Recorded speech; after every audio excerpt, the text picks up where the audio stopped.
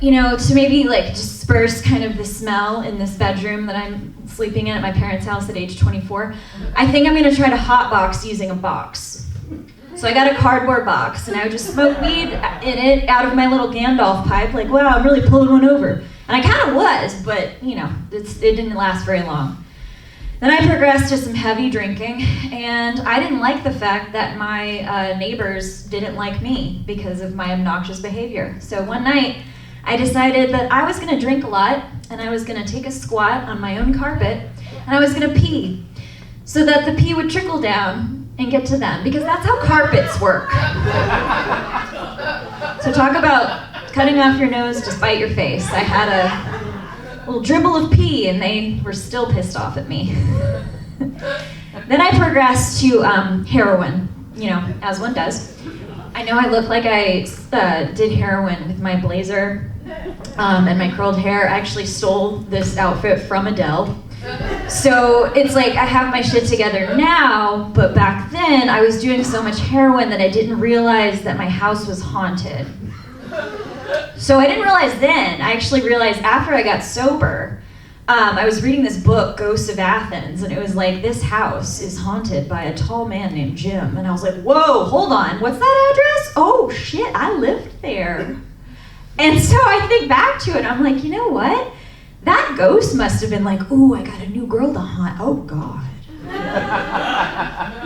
What am I gonna be able to do for her? I think the ghost actually might have turned into my guardian angel, because I was nodding out so hard and just passing out, vomiting. He must have been like, okay, you know what? I'm put off the ghost hat. I'm gonna help you, okay? Okay, so thank you, Jim, the ghost that lives over that way. I won't tell you where it was.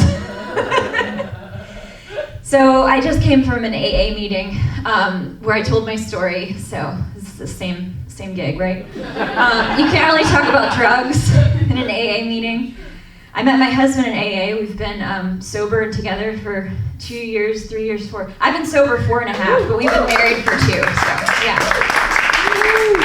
They don't recommend always finding your partner in AA, but it did work this one time, because I'm special.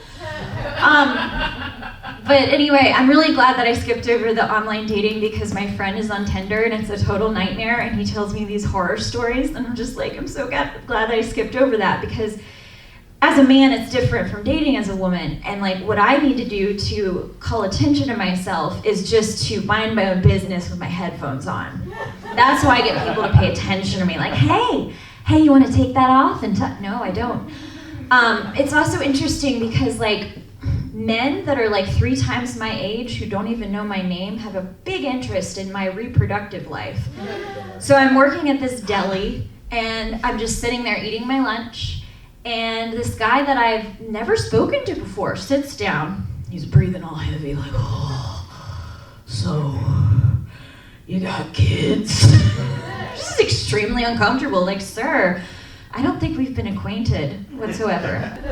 And I also wonder if I ever get abducted by aliens, if I'm gonna use my PTO or my sick leave. I mean, it's a legit concern because it's kind of a vacation, but it's kind of like an anal probing. So it's like, which one do I dip into? I don't know. I have a Twitter, but I basically use it as a Google Doc because nobody reads it. I'll get like 1 like a month and I'll be like, oh, Russian robots, yes, awesome. I'll close with this. I know it's a warm, fuzzy story of how I've been sober for 4.5 years, but it wasn't without some trying times. My family was actually on Family Feud when I was in rehab. Steve Harvey. It really missed out because I'm like not smart in terms of common sense, but I have book smarts. I have random facts. I'm a Jeopardy girl. So what got to me was that I watched the episode after I got out, and one of the things that Steve Harvey, word for word, asked them is, name something that gives you a buzz. And my sweet sisters, alcohol, what else? I was screaming at the TV like gasoline, butt pills, paint thinner, heroin mixed with Xanax. Oh my God, I could have gotten so much money, but I spent a lot of money getting me into treatment without insurance, and I could have won that back for us. But it's okay because now I get to make everyone feel uncomfortable at Thanksgiving. Thank y'all.